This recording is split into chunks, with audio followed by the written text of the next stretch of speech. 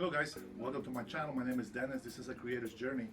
Today we're going to dig into the gear that I have. So I want to show you guys the gear that I have because as you know, you can't just go buy everything and jump in and do photography and do video and do all this stuff. You gotta take your time if you're trying to do photography or videography for that matter, and you just don't have money to do it. You gotta work, you gotta save, you gotta be patient, and then when the time is right, you start accumulating gear. I started with what was it? I think it was a Canon D33 or 3400, and I thought, wow, you know, this is great. And then I ended up getting into my 5D Mark II, and I love the full frame capabilities of it. Now I'm loving the M50. It does such wonders with my lens that I'm loving it. It seems to be focusing good, and you know, it's working fine. So I'm recording with the wireless lavalier microphone from Comic-Con that I showed you guys, I believe, in the last video that I made. It seems that the audio is a lot better.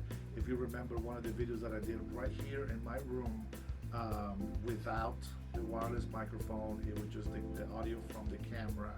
I think it was a lot louder, there was more noise, etc. And I think that the audio comes out cleaner in this one. Also recording with the iPhone 11, and in the iPhone 11, unfortunately, I can't change the Kelvin settings. I used to have an app, but I don't have an app to do manual settings on the camera itself. So the color, guys, I know it's not gonna be the same as the M50. It's gonna be a lot probably darker, yellower, the smoother one. You can't really smooth this face too much. But you know, the quality right now, it seems to me, I don't like it. If I was recording with the back end of the camera, maybe the quality is a little bit better because I will be able to record in 4K, and who knows, maybe I can have the flash on the phone on, and then just kind of put like a little piece of paper on there so that it's not too much, and you can't do the paper on it because probably the flash is too small and it's too close to the lens. So yeah, forget that idea.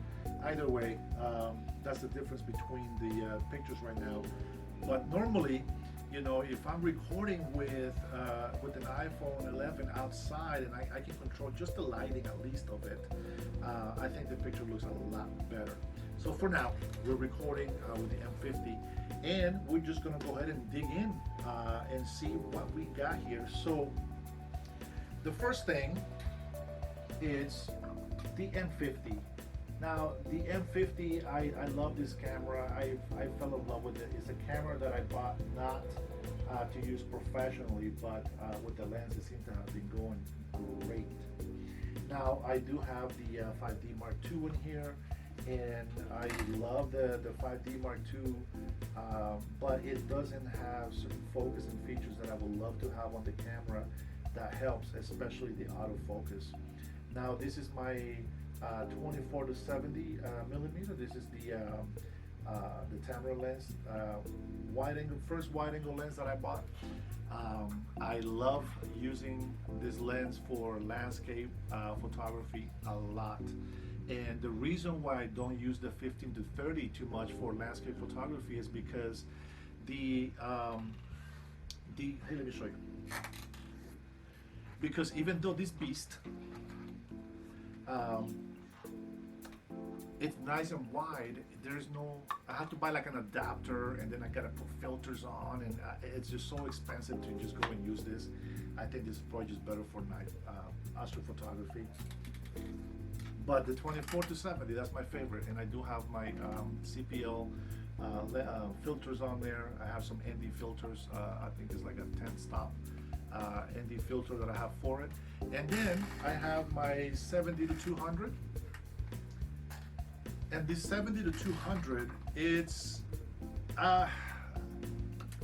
like a love and hate relationship with it. For portraits at 135 millimeters, it's great and a 200 is great as well. But the problem that I find is like it doesn't consistently focus where I tell it to focus.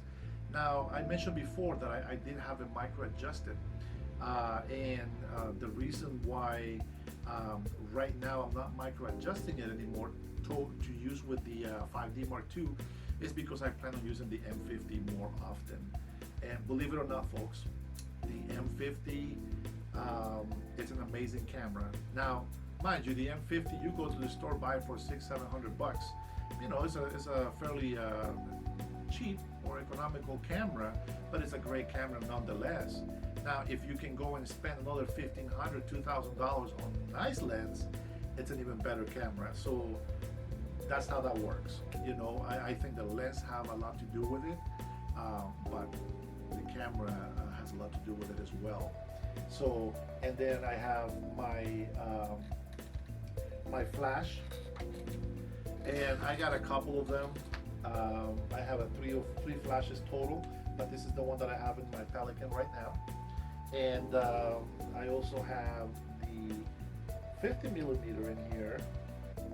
I also have the Canon adapters that I can use with the M50. And then I have in here the 11 to 22 millimeter lens for the M50. And I have this box like I show you here in the video. And you have the memory cards. I only have 3 CF cards and this little thing. And then I have 2 of the SanDisk micro SD card. And I have like 4 batteries for the 5D Mark II. I got 4 batteries for the M50. I have the Crane 3, which I use for stabilizing my camera with the heavy lens. It does come with a nice, actually this is pretty freaking heavy, a nice strong heavy tripod. Alright, so this is the L bracket. Now the L bracket, I use it for my 5D Mark II. And the one thing that I love about this L bracket, it kind of sticks like this much so that I can have it centered. And what I like is it allows me to plug in my microphone, my remote control, and all that stuff in there. And then obviously the best feature for this L bracket, or the purpose for the L bracket, is so that I can take my photos landscape, or I can do it vertically, and I don't have to adjust the head of the tripod, so that helps. And then also right here, it leaves access for my door, so I can get my battery out without having to take the L bracket off. So that's pretty convenient. My L bracket most of the time is on my camera. I also have this little adapter. Now this is an adapter because I still take a lot of photos with my 5D Mark II, obviously, and sometimes I want to, when I'm on the field, I take a picture of a landscape photo, and then I put the memory, the CF card in here, and then I plug this to my phone. Now on my phone, I have Lightroom in my phone, so a lot of times if I have a question on, hey, you know what, this picture looks great, but I want to see if the highlights can be recovered, because a lot of times I've taken pictures where I think I'm underexposing, but the brightness in the sky is so bright that it just kind of kills it. And if you overexpose something, you can't get it back. You know, it's gone. It's just blank. There's nothing to record for the camera. So this allows me to just go ahead and instantly just download that to my phone, or even having this from my phone, I can plug it into a laptop if I needed to, or if we're gonna have a laptop, I wouldn't have a laptop on the field in the first place, but if you were to use a laptop, you can just plug in the 5D Mark II camera straight to the laptop, and then you can just tether it. But this is very handy for me. I save the images on the phone, and then I go to Lightroom, play with it for a little bit. If I like the result, I keep the photo. If not, then I change my settings. It's one of those things. I know you don't really need it, and most of the time I really don't even look at it. But it's a nice tool to have. If you know, when you're doing landscape photography, take your time, man. Don't rush it. And if somebody wants to say anything bad about your, you know, oh, you just worry about the gear and this, no, it's not about the gear, but it's nice to have the gear to be able to use. Now this, I never really used. It, but it has come in handy. You know, this nice little diffuser. It takes a lot of the harsh light off the face when you're taking flash photos. You know, and I'm not sure why the companies don't invent something like this to come in with the cameras like the M50. You know, it's got the hard flash on it. Anyway, sometimes I think we ask too much from manufacturers, but I think sometimes we don't ask enough, or maybe we don't ask the right questions.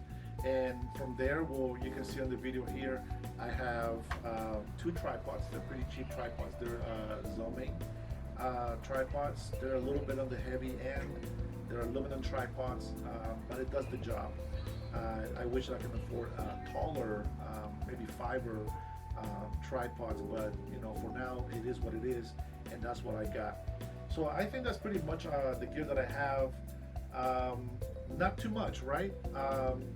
But I think it's the necessary stuff to get. Now there's all the little accessories and things like that that I'm not going to show you today, but you know, I got pretty much everything that I need to do my photography. Hopefully this video comes out to be okay for you guys. If you have any questions, or you know, I don't care how far in the future you get to see this video, just let me know if there's anything else, any questions if you're starting out with photography and you're starting to get into this journey of photography and maybe videography. Now, I'm not doing too many takes on the iPhone because I kind of really don't like the quality that I'm getting on that, but at least you can see my coffee maker and my wife's cup. That's not my cup. I got paper cups for me now. So yeah, that's it. Thank you guys. If you've been watching this video for this long, thank you so much. Till next time, be blessed. Peace.